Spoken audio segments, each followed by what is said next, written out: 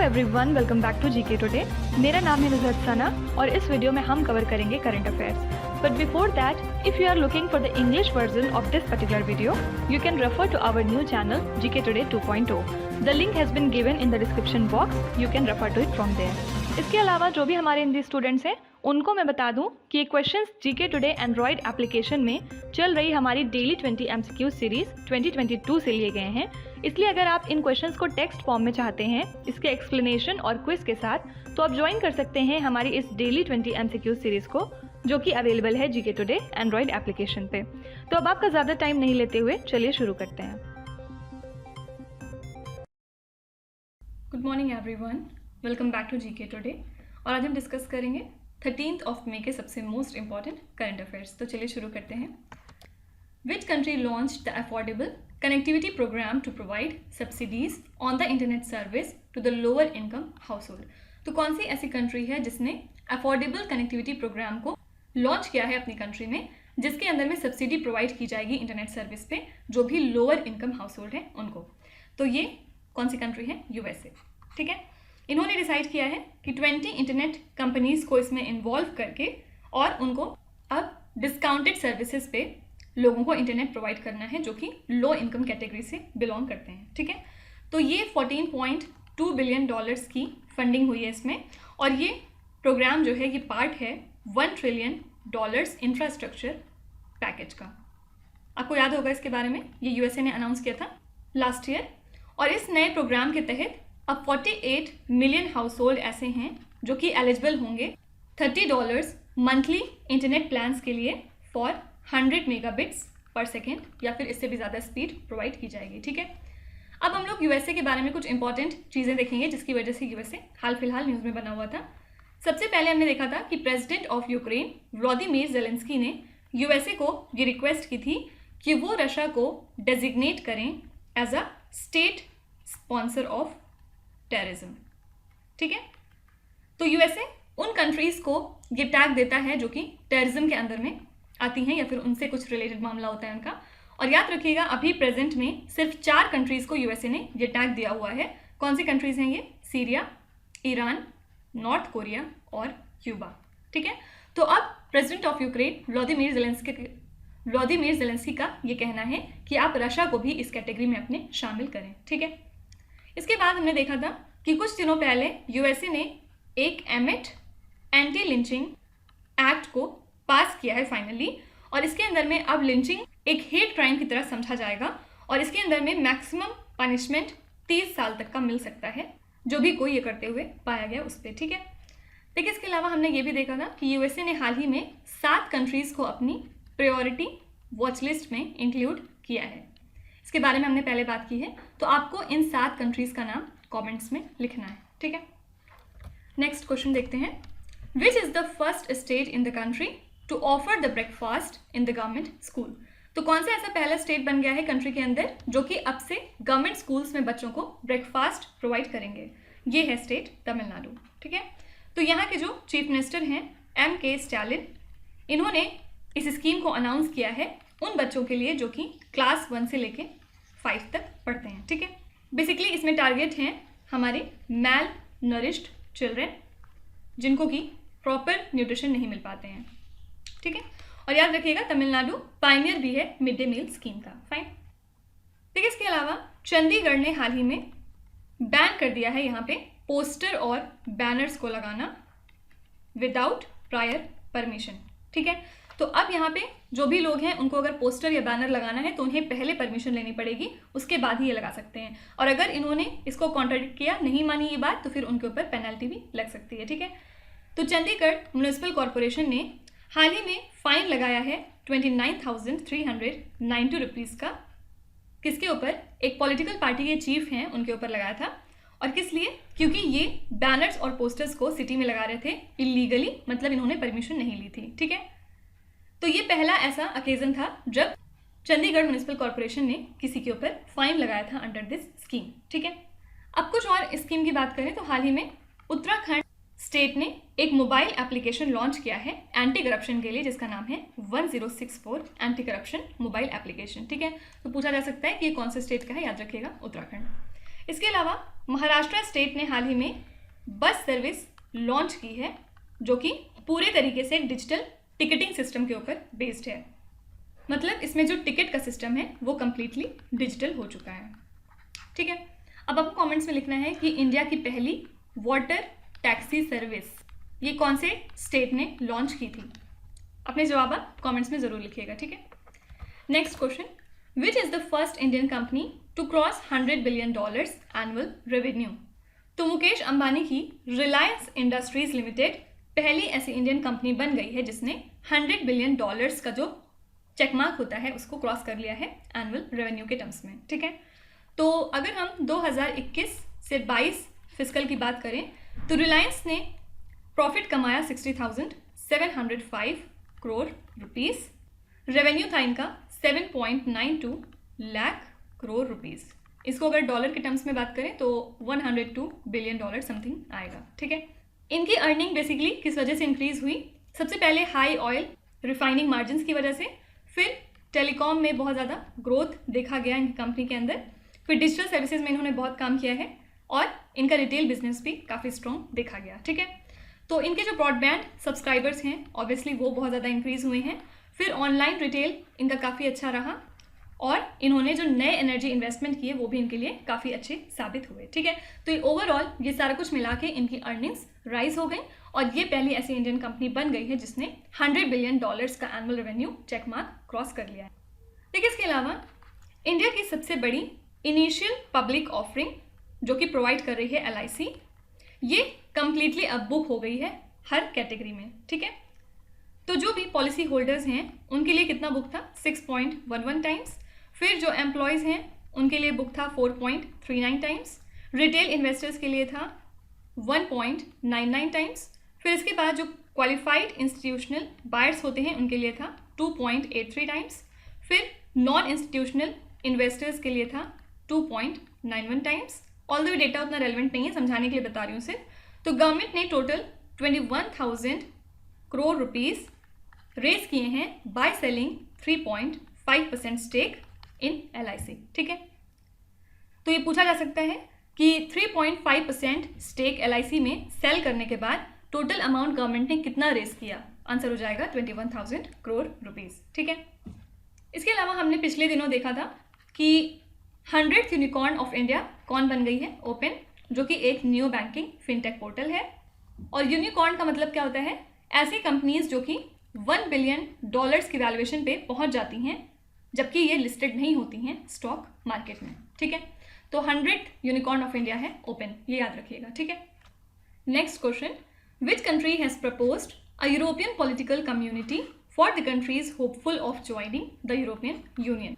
तो फ्रांस के president Emmanuel Macron इन्होंने सजेस्ट किया है कि हमें एक ब्रॉडर पॉलिटिकल कम्युनिटी बिल्ड करनी चाहिए डेमोक्रेटिक स्टेट्स की अराउंड द यूरोपियन यूनियन। ठीक है, तो इस यूरोपियन ऑर्गेनाइजेशन जिसका नाम होगा यूरोपियन पॉलिटिकल कम्युनिटी, ये अलाउ करेंगे डेमोक्रेटिक यूरोपियन नेशंस को कि वो नए स्पेस में एंटर करें in the field of political cooperation, security, cooperation in energy, transport, investment, infrastructure etcetera. ठीक है, और इसमें यूक्रेन जैसी कंट्रीज़ को भी इंक्लूड किया जाएगा। फॉर एग्जांपल यूक्रेन हो गई, जॉर्जिया, फिर मोल्डोवा जो कि ऑक्युपाई हैं मॉस्को के ट्रूप से। ठीक है, तो करेक्ट आंसर यहाँ पे क्या हो जाएगा? France. Next question, Shiv Kumar Sharma who passed away recently is known for popularising which musical instrument. तो लेजेंडरी म्यूजिशियन और संतूर प्लेयर शिव कुमार शर्मा, इनकी हाल ही में डेथ हो गई है at the age of 84 years और ये संतूर इंस्ट्रूमेंट के लिए जाने जाते हैं। ठीक है, तो पंडित शिव कुमार शर्मा इन्होंने रिसीव किया था पद्मश्री 1991 में, फिर पद्म विभूषण भी इनको दिया गया 2001 में। ओके, अब कुछ इंपॉर्टेंट पर्सनालिटीज़ देखेंगे जिनका हाल ही में निधन हुआ है। सबसे पहले हैं लेजेंडरी सिंगर और म्यूजिक कंपोजर बप्पी लहिरी, इनका निधन हो गया था।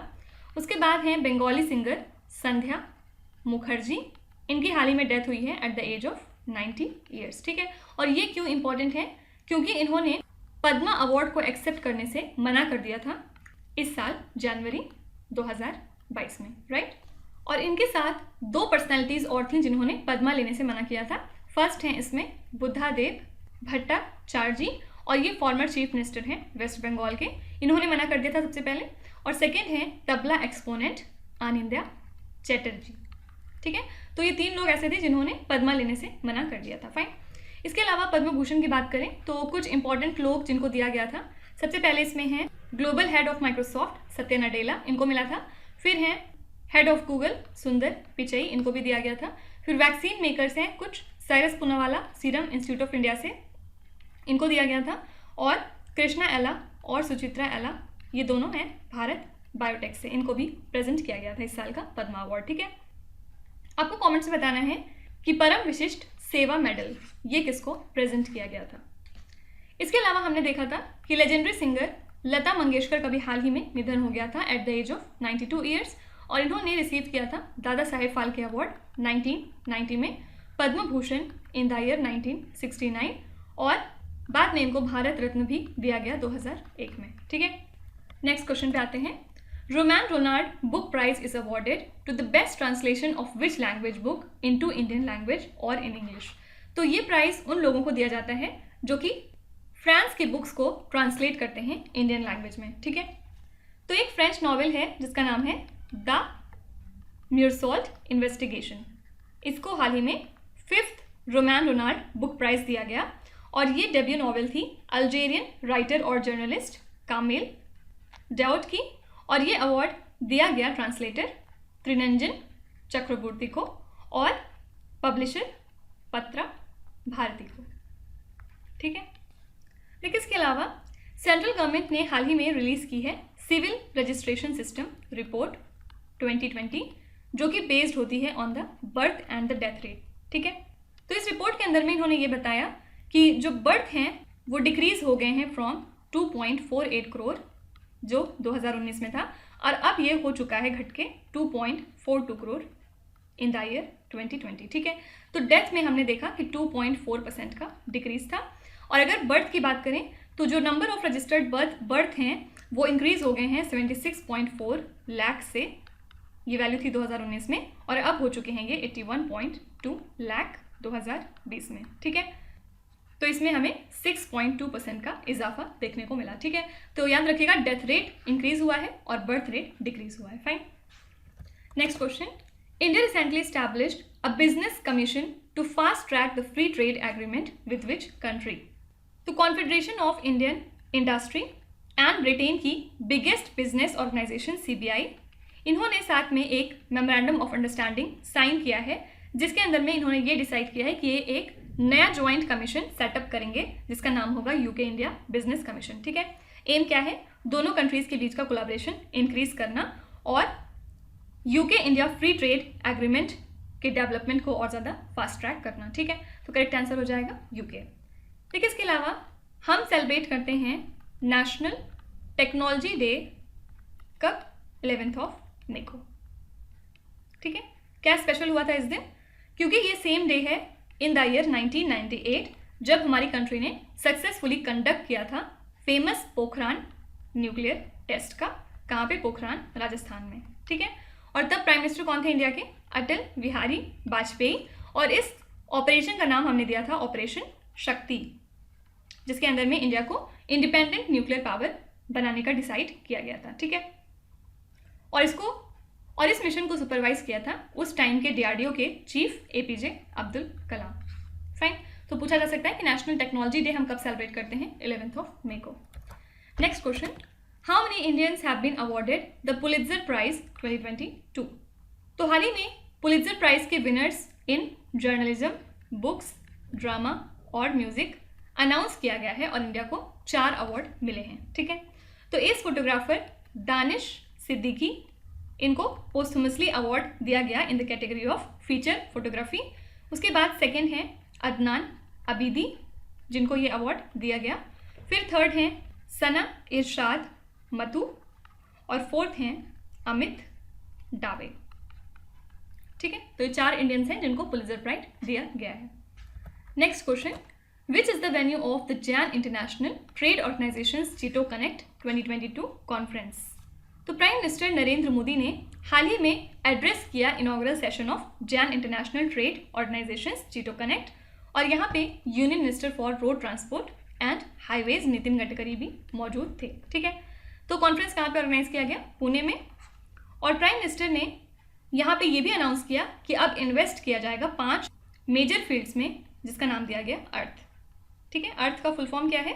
E is for environment, A is for agriculture and the natural farming, R था रिसाइकलिंग के लिए, T था टेक्नोलॉजी के लिए और H था हेल्थ केयर के लिए। ठीक है, तो फिर से सुनिए, E था एनवायरमेंट के लिए, A was for agriculture, R था रिसाइकलिंग के लिए, T फॉर टेक्नोलॉजी और H फॉर हेल्थ केयर। ठीक है, फिर इसके अलावा a public sector enterprise RailTel, इन्होंने हाल ही में लॉन्च किया है प्राइम मिनिस्टर वानी स्कीम को, जिसके अंदर में 100 रेलवे स्टेशन पे वाईफाई एक्सेस प्रोवाइड किया जाएगा। ठीक है, वानी का फुल फॉर्म क्या है?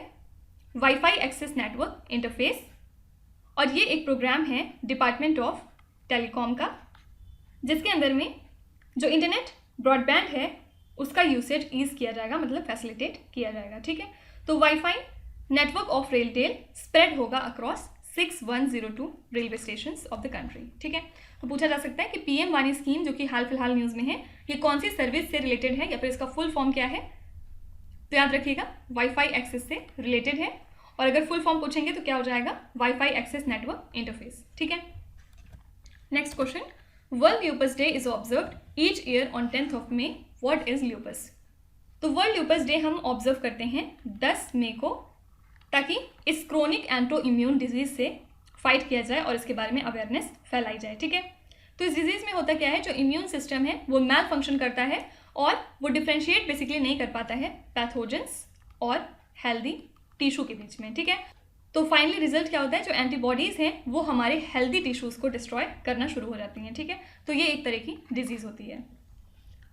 अब कुछ इंपॉर्टेंट डेज देखेंगे। याद रखिएगा, हम world book and copyright day observe करते हैं 23 अप्रैल को। ठीक है, फिर वर्ल्ड ऑटिज्म अवेयरनेस डे हम ऑब्जर्व करते हैं 2 अप्रैल को। ठीक है, फिर वर्ल्ड रेड क्रॉस डे हम ऑब्जर्व करते हैं 8 मई को, और इस साल के लिए थीम थी बी ह्यूमन काइंड। ओके, तो ये थे आज के सबसे मोस्ट इंपॉर्टेंट करंट अफेयर और न्यूज़, और अब हम लोग बढ़ेंगे रिवीजन सेक्शन की तरफ। सबसे पहले हम वो स्टेट्स देखेंगे जो हाल फिलहाल न्यूज़ में थे। विच स्टेट और union territory recently signed a memorandum of understanding with the national highways logistic management limited for the development of ropeways? तो ये स्टेट कौन सी है? हिमाचल प्रदेश। और हिमाचल प्रदेश के 5 डिस्ट्रिक्ट में इन रोपवेज को डेवलप किया जाएगा। कौन से 5 डिस्ट्रिक्ट हैं ये? सबसे पहला है कांगड़ा, फिर सेकंड है Kullu, third is Chamba, fourth है इसमें सिरमौर, और फिफ्थ है बिलासपुर। ठीक है, तो ये 5 डिस्ट्रिक्ट है हिमाचल प्रदेश की जहाँ पे इन रोपवेज को डेवलप किया जाएगा। The Tamil Nadu government has stated that every year on which day minorities rights day would be observed at the state level. तो तमिलनाडु की गवर्नमेंट ने डिसाइड किया है कि 18 दिसंबर को अब से हर साल माइनॉरिटीज राइट्स डे ऑब्जर्व किया जाएगा स्टेट में। और इसके अलावा हाल फिलहाल तमिलनाडु ने यह भी डिसाइड किया है कि ये birth anniversary of Bhimrao Ambedkar, जो कि मनाया जाता है 14 अप्रैल को, अब से ये हर साल 14 अप्रैल को मनाएंगे इक्वालिटी डे अपने स्टेट में। ठीक है, in which state was the first pure green hydrogen plant in India unveiled? तो ये अनवील हुआ था असम में। In which of the following states would BiliTi electric inc develop the world's largest electric 3-wheeler manufacturing facility? तो ये develop की जाएगी Telangana state में। Which Indian state recently launched a bus service with a completely digital ticketing system? इसके बारे में हमने पीछे बात की थी, आंसर हो जाएगा Maharashtra. Which state government has signed a memorandum of understanding with the NIXI CSC Data Services Center to create an international grade data center? Answer is Tripura. ठीक है, अब नेक्स्ट स्लाइड में हम लोग कुछ इंपॉर्टेंट कॉन्फ्रेंसेस देखेंगे।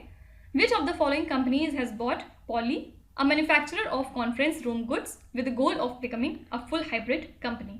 तो हाल ही में HP ने बाय कर लिया है पॉली को, और अब इसका एम क्या है कि अपने आप को फुली हाइब्रिड कंपनी के रूप में प्रेजेंट करना चाहते हैं। ठीक है, which is the venue of the Jain international trade organisations JITO connect 2022 conference?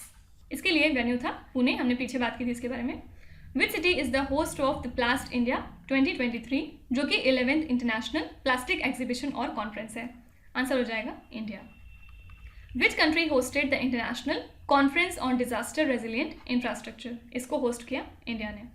Actually यहाँ पे कंट्री नहीं पूछ रहे हैं, सिटी पूछ रहे हैं, राइट? तो यहाँ पे न्यू दिल्ली होना चाहिए। फाइन, कंट्री पूछेंगे तो ऑब्वियसली इंडिया हो जाएगा। विच is the venue of the Semicon India conference 2022? Answer हो जाएगा बेंगलुरु। याद रखिएगा, बेंगलुरु ने हाल ही में खेलो इंडिया यूनिवर्सिटी गेम्स को भी होस्ट किया था। विच is the venue of the conference of high court chief justices 2022? Answer हो जाएगा new Delhi. Which city is the venue of the first ever Incredible India International Cruise Conference 2022? तो पहली बार Incredible India International Cruise Conference को host करेगा मुंबई, और ये पहला इसका एडिशन था। ठीक है, अब नेक्स्ट स्लाइड में हम लोग कुछ कंपनीज देखेंगे जो न्यूज़ में थी। Which company launches new a much anticipated super application? तो ये एक एप्लीकेशन है न्यू, और इसको लॉन्च किया है टाटा ग्रुप ने। Rolls Royce has opened Aerospace Engineering and Digital Innovation Center in Bengaluru in collaboration with which company? सबसे पहले याद रखिएगा ये सेंटर कहाँ पे डेवलप हो रहा है, बेंगलुरु में, और किसके साथ में मिलके हो रहा है? इन्फोसिस। ठीक है। Vikas Kumar has recently appointed as the new managing director of which company? तो विकास कुमार अब से नए MD हैं दिल्ली मेट्रो रेल कॉरपोरेशन के। Which bank recently invested 109 crore rupees in the national asset reconstruction company limited? तो हाल ही में बैंक ऑफ इंडिया ने इन्वेस्ट किए हैं 109 crore rupees in the national asset reconstruction company. Which general insurance company launched the vault, India's first digital customer engagement and the rewards programme? तो हाल ही में HDFC एर्गो ने लॉन्च किया है वॉल्ट को, जो कि इंडिया का पहला डिजिटल कस्टमर एंगेजमेंट और रिवॉर्ड प्रोग्राम है। ठीक है, और इसके अंदर में मैक्सिमम 10,000 एनरोलमेंट्स किए जाएंगे। Which consumer product company's plant has been designated by the World Economic Forum as Advanced Fourth Industrial Revolution Lighthouse?